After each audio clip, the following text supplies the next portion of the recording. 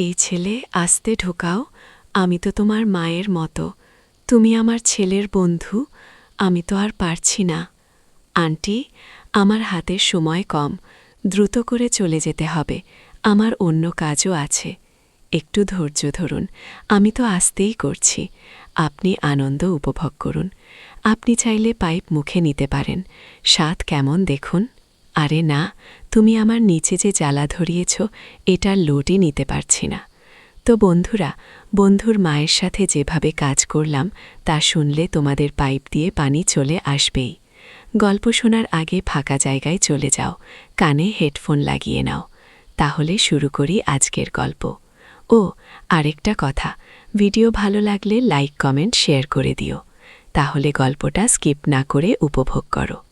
আমার নাম নীলু, সদ্য স্কুল শেষ করে কলেজে ভর্তি হয়েছি। সেখানেই আমার আলাপ হয় রাহুলের সাথে। কলেজের প্রথম দিনেই আমাদের আলাপ, এবং অল্প দিনের মধ্যেই বন্ধুত্ব বেশ গভীর হয়ে যায়। রাহুল ছিল চঞ্চল স্বভাবের, আর আমি তার বিপরীত, শান্ত প্রকৃতির। ওর মতো ছেলের সাথে বন্ধু হওয়াতে আমার সুবিধা হয়েছিল, কারণ আমি সহজে কারোর সাথে মিশতে পারতাম না। অল্প সময়ে বন্ধুত্ব হওয়ায় আমি যেন হাঁফ ছেড়ে বাঁচলাম।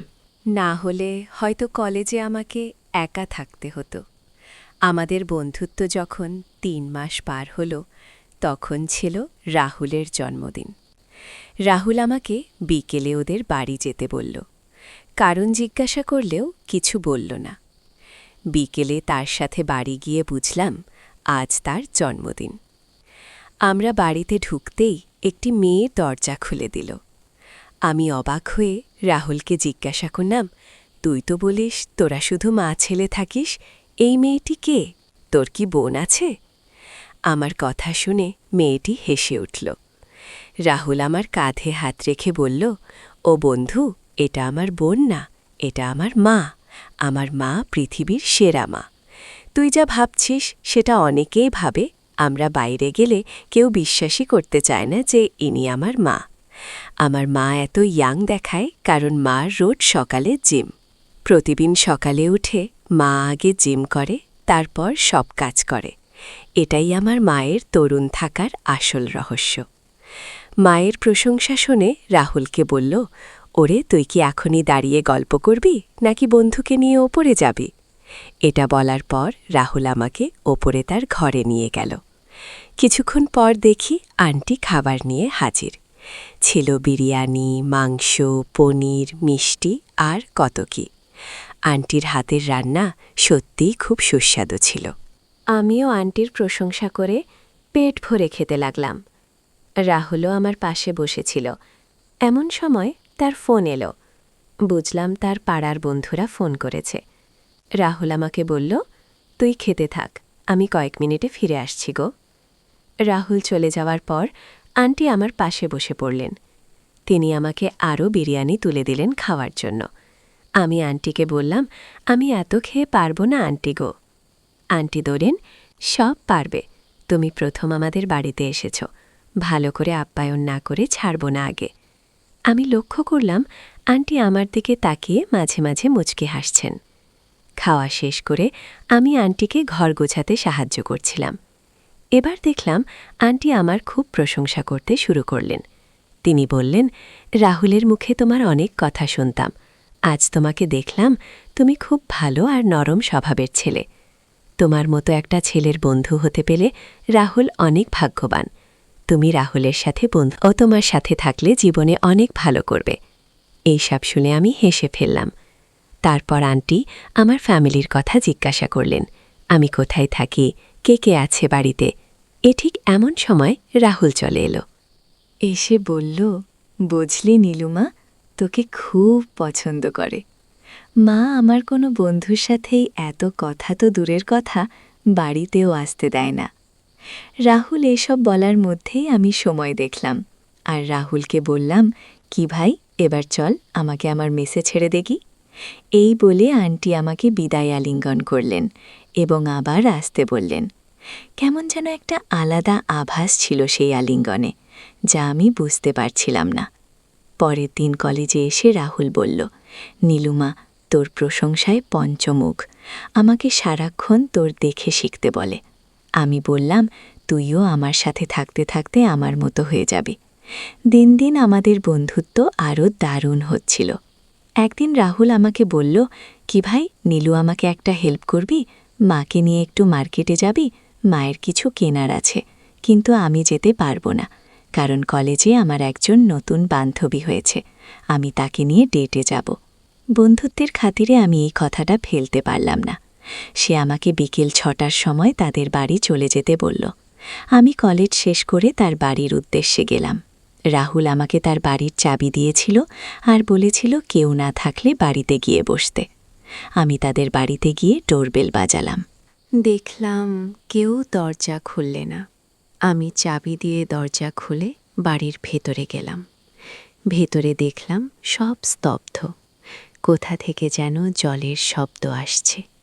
আমি খুঁজতে খুঁজতে একটা বাথরুম থেকে জলের শব্দ পেলাম। আমি মনে মনে ভাবলাম, কেউ যখন নেই তাহলে হয়তো জলের কল খোলা আছে। আমি দরজা হাত দিয়ে ঠেকাতেই আমার শরীরে শিহরণ খেলে গেল। দেখলাম আন্টি ভিতরে পুরোপুরি জলে ভেজা, আর চুল থেকে জল পড়ছে। আমি হতবাক হয়ে তার অপরূপ সৌন্দর্য দেখতে থাকলাম। নিমেষেই আন্টি দরজাটা বন্ধ করে দিলেন। আমি বুঝলাম আন্টি আমাকে দেখে দরজা বন্ধ করে দিয়েছেন। এরপর আমি লজ্জায় ঘরে গিয়ে বসলাম। কিছুক্ষণ পর আন্টি এসে বললেন, ও নীলু, তুমি এই সময়ে এখানে? আমি পুরো ব্যাপারটা তাকে বুঝিয়ে বললাম এবং ক্ষমা চাইলাম।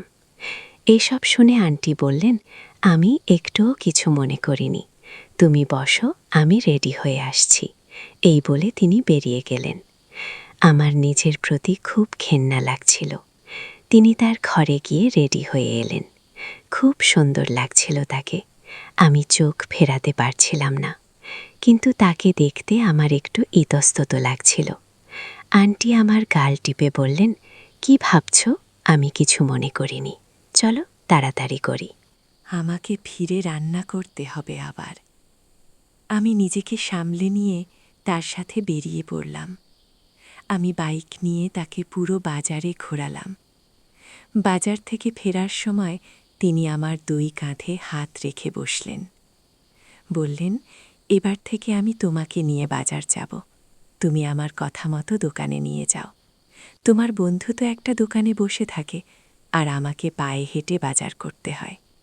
তুমি কত সুন্দর আমার ব্যাগগুলো আনলে, আমার সাথে সব দোকানে গেলে। কি তার এই কথাগুলো আমার মনে দাগ ফেলতে শুরু করল। বাজার থেকে বাড়ি ফিরে আন্টি রুমে চলে গেলেন। আমি বসে আছি। এমন সময় নতুন কেনা শাড়িটা পরে এসে আমাকে বললেন, কেমন লাগছে?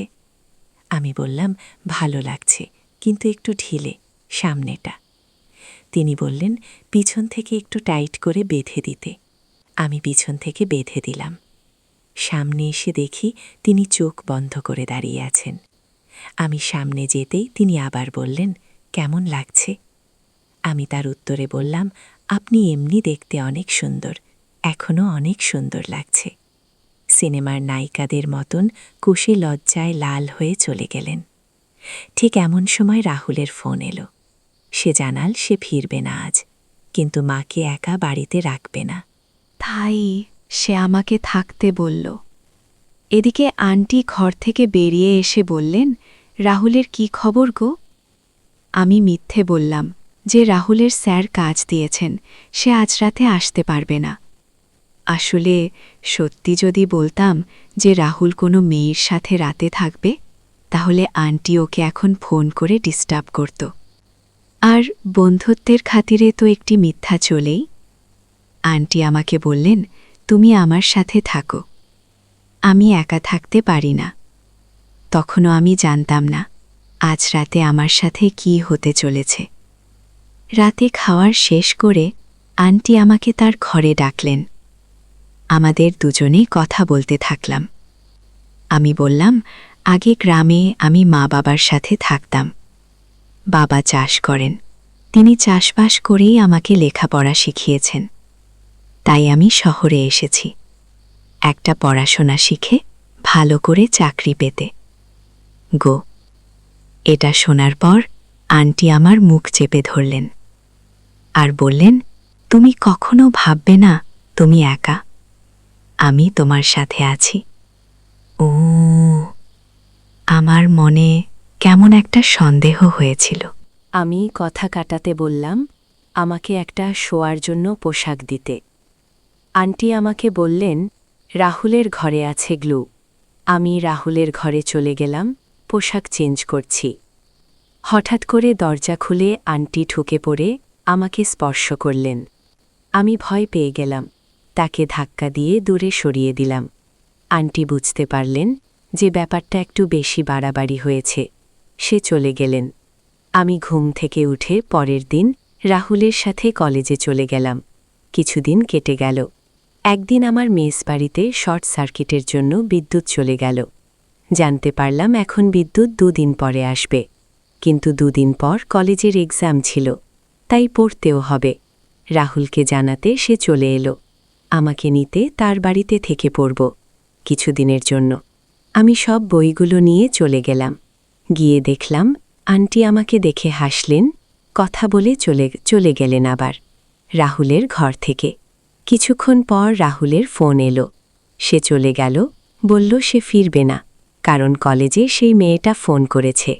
আন্টিকে সেটা জানাতে না হঠাৎ করে আন্টি তার ঘরে আমাকে ডাকলেন। আমি আমার বন্ধুর ঘর থেকে আন্টির ঘরে গিয়ে অবাক হয়ে গেলাম, কারণ সেই সময় তার আচরণটা একটু অন্যরকম ছিল। তিনি আমাকে তার কাছে যেতে বললেন। আমি কাছে যেতেই আমাকে বললেন, এখন তো তোর বন্ধু নেই, তোর বন্ধু এখন তার প্রেমিকার সাথে দেখা করতে। আমরা দুজন আছি, কি করে সময় কাটানো যায়? তার কথা শুনে আমি অনেক অবাক হলাম। তার কথা শুনে আমার মনে নানা প্রশ্ন ঘুরতে শুরু করল। আন্টি নিজেই আমাকে প্রস্তাব দিচ্ছিলেন। আমি নিজে থেকে কিভাবে না বলতে পারি? তাই আমি আন্টির পাশে গিয়ে বসলাম। এবার আন্টি দেখলাম উন্মুক্ত হয়ে গেলেন, আমাকে কাছে টেনে নিলেন। এবার আমিও আন্টিকে সঙ্গ দিতে শুরু করে দিলাম। আজকে এখানেই বিদায় নিচ্ছি। Bye bye.